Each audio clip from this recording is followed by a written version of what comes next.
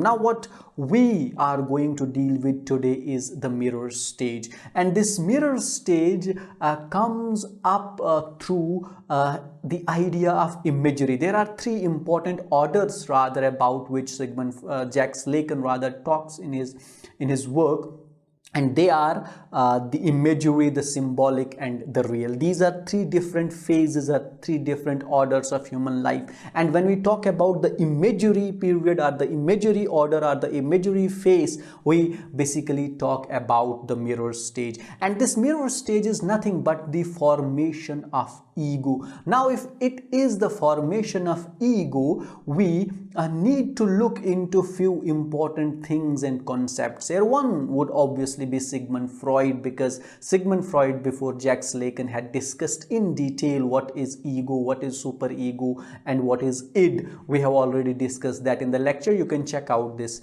playlist in order to know more about them.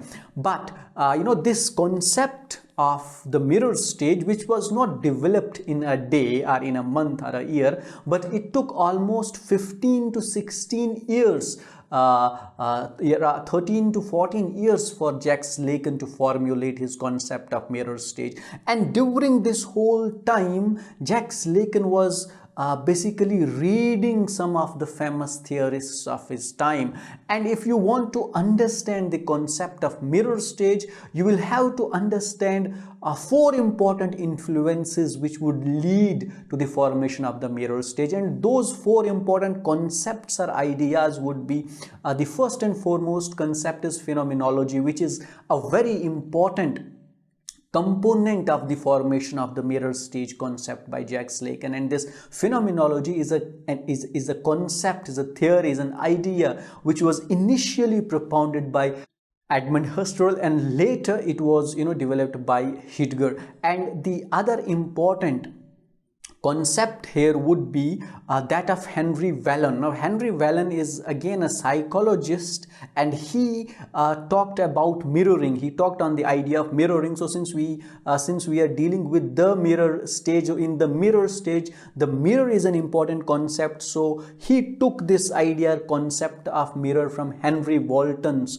concept of mirroring. Third important writer or idea or concept which became very important in formulation of the mirror stage was that of the ethologist Roger Callios. He wrote on mimicry. Now this Roger Callios's concept of mimicry would be another important idea or component of the mirror stage developed later by Jacques Lacan. And last but not the least, it was the concept of philosopher Alexander Coe on recognition and desire. Now these are the four important influences or four important theories, concepts or ideas which were taken into account by Jacques Lacan in formulating the concept of the mirror stage. I'll just deal slightly with these, rather tell you the idea that these things bring. Now once you have the idea, you will understand that how that idea was later brought into the development of the mirror stage. Now the first and foremost amongst these is the concept of phenomenology by Edmund Husserl and later by Hegel. Now this concept of phenomenology talks about the phenomenon. Now here in this, these phenomenologists would tell you that the significant thing in this world are the things which exist, are the object which exist, and our conscious mind would understand only those things which exist. You understand? Or if there is a table in front of you, that table exists and your conscious mind would react to that reality. Now if it does not exist, imagination beyond existence is something which is not of a very crucial significance to the phenomenologists, or what they believe that how human consciousness works, or rather how our consciousness works. Our consciousness works with the things that exist, not with the things that which do not exist. Now later when this concept was further developed by Hegel, now he would further tell you that this concept of phenomenology or or the human understanding or human consciousness or meaning to the life is given in historical perspective. Now when we talk about history, we talk about the objects, things, ideas which actually existed in history in past, and they had a historical context, and later the life and consciousness of a person is shaped accordingly. So to put the long what we say, to cut the long story short, phenomenology would be about the phenomenon, about the things which exist, not about the things which do not exist. Now about the things which do not exist, there is a concept of project which would be discussed by Hegel, that people, when they start thinking about things which actually do not exist, or they think that there might be things, so that is a different, altogether different world. But mostly most of the human beings are concerned only with the things which are there in front of their eyes. It is these objects, things, ideas and concepts which would shape the thinking or the conscious self of human beings. Now these ideas of Hegel and these ideas of Husserl were later brought to the public by Jean-Paul Sartre, who was another important existentialist critic, and he wrote a book titled Transcendence of the Ego. Now in this work, The Transcendence of the Ego, what Jean-Paul Sartre does, he discusses the distinction between self-consciousness and the ego. Consciousness and the ego. Now what Sigmund Freud talked about ego, he said that ego is the reasoning faculty of a person. Now this is something wherein it is always in contradiction or in struggle with unconscious mind, as I have discussed earlier, that this ego or the conscious mind would be there, who would be barring or avoiding the thoughts from the unconscious mind to come to the conscious mind, and avoiding any kind of any kind of passion which comes in opposition to the external reality, because what ego is, it is self-preserving. But what Jean-Paul Sartre did, he talked about this ego and self-consciousness in a very different way. For example, he would tell you that self-consciousness is absolutely nothing, but the ego is an object. Now if ego is an object, what Lacan would be interested in is how does this ego, this object, come into being. And in this mirror stage, he would be discussing the formation of this ego, which basically comes from the idea of phenomenology, and that idea of phenomenology was transported by Jean-Paul Sartre through transcendence of ego, and this ego as an object became an important idea or important concept to be looked up on by Jacques Lacan. Now when we talk about consciousness and self-consciousness, there are two things that are important. Self-consciousness means realizing the existence or being of a person. Now what Lacan was interested in was how does a person get this self-consciousness? How does he feel or realize that he has a self, and a self which is complete, which is whole? This was one of the idea or one of the concept upon which Jacques Lacan was working, or the answer that he was trying to give to this question, that how do we realize, or how are we made to realize in the formative years, in the initial stage. Say for example, when a person is 6 months old or a year old, how does he realize that he is a being, he has a self, and he realizes that self of his, not simply as a person but as an autonomous being, as an independent person. He was interested in giving answer to this question, because obviously most of us would think or realize that a kid of 6 months or 12 months or 18 months of age would not realize that he has any existence of his. He has an autonomous existence. He is a complete being or whole, would be out of question. But Lacan would be discussing this particular aspect of human psychology and trying to find answer to it. Now here, what traditional psychology believed in, that there was no such thing as self-awareness or self-consciousness in the human beings. It took a lot of time, for example, for one to realize that he has an independent existence, he has an autonomous existence. They believe that as a person grows, he would realize that yes, they have this autonomous being or autonomous self. But Henri Wallon, who was also a psychologist, he discussed this concept of our idea very differently. He said that it's not as simple as that as a person will grow, will become older, and he will realize that he has an existence. No, he rather brought to the fore a very different concept or idea, and that concept and idea was about mirroring. Now this mirroring is not all about looking into the mirror your own image, but rather it is about reflections. It is about the presence of other human beings in front of a person. And in this particular concept or idea, he believed that it was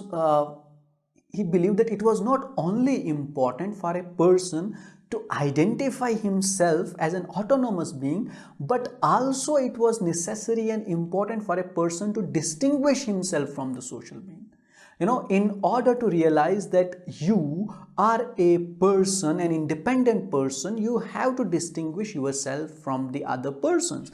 Or if you cannot distinguish yourself from the others, you cannot be a being, you cannot be a person. Now what happens in this clash between the mirroring or the reflection, or say for example there is a child who is 6 months or of 6 months old, 10 months old, he perhaps would not recognize himself in the mirror, neither would he recognize himself in his mother. What all the images that are in front of him, the image of his mother or her mother, the image of his father, the image of her brother, whoever are the persons at her home, all those persons are basically reflections, are the mirrored image of his own self, because at that point of time he does not realize that he has an autonomous existence. So he thinks that the images that are in front of him, the image of mother, the image of father, the image of brother, the image of any other person in the home, he thinks that he is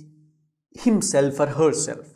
He would associate himself, herself with those images. So there is a kind of a dilemma in himself, because what he thinks that this mother, I would perhaps be very much similar to this image that is in front of me, the image of the mother, say for example. But the problem is that mother in front of him is obviously not himself. So that is connected to the child as well as to the external world. So that is one important dilemma that is there in a child's mind. And Henri Wallon would tell you that from 6 months to the 18 months of the age is the time when a child goes through the concept of mirroring, or through the concept of these reflections, and he sees himself in those reflected images, in those images which are in front of him. And I hope that you understand this concept of image that I am using, because a child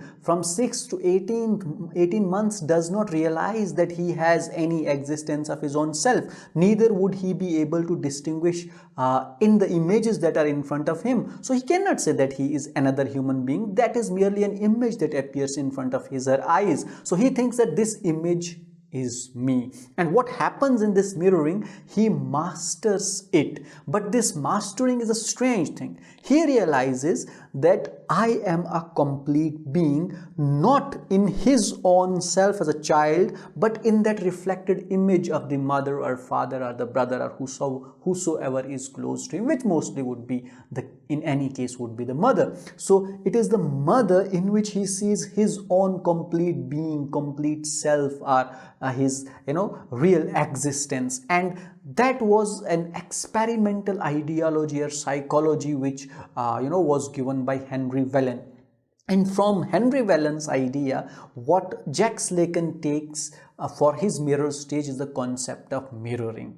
And this he would later develop this whole idea of the mirror stage, and in this mirror stage the concept of mirroring would be important. Now an important question that remained unanswered in this was the fascination. Now, when a child, say for example in Henri Wallon's concept, is fascinated by the images that are in front of him, and he thinks that he is that particular image, he is like that image, because he does not know how does he look like. Now, when he associates himself with the image that is in front of him, say for example the image of mother, why is there that fascination with that image? Now, this fascination was unanswered. Now, in order to understand this fascination, why this fascination is there in the kids, according to Henri Wallon, Jacques Lacan would try to understand this. Why are we attracted to certain images and think that we are like those images, that try to mirror ourselves like those images? He turns to the ethology, which is the study of animal behavior. Now, in ethology, he would discuss about an important characteristic of some of the animals, those who change their skin color to match the color of their environment. For example, there are lot many animals, who change their skin color. For example, some of the animals would turn their skin color to the green to match the greenness of the environment, and some of the people would tell you that these animals do this particular thing in order to protect themselves. For example, they cannot become the prey.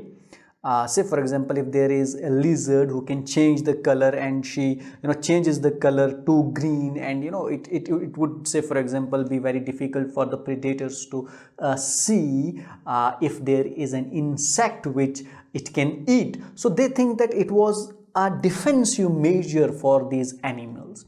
But then there was a counter argument to this. Some people said, if this was the case, but the fact remains that these animals are not saved.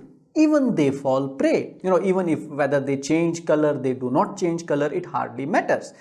When there is a predator, he is going to eat them up, irrespective of the fact whether they match the color of this environment or grass or any other thing or not. It does not save their lives. So there would be something else than this associated with this concept of mimicry, or with this concept of changing the color. And what Jacques Lacan came across was Roger Callios's paper Mimicry and Legendary Psychasthenia.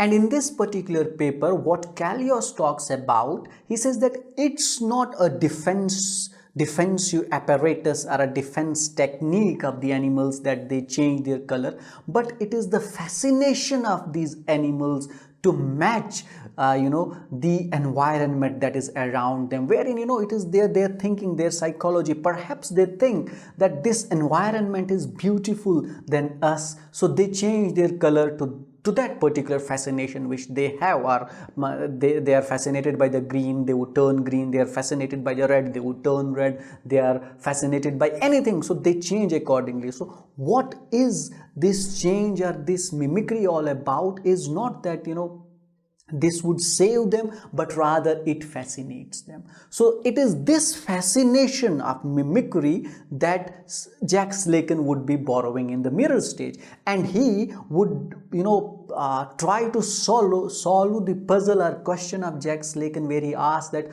why does a child get fascinated by the surroundings around him? Why does he realize that he is actually a complete being in the presence of his mother, in the image of his mother rather than himself?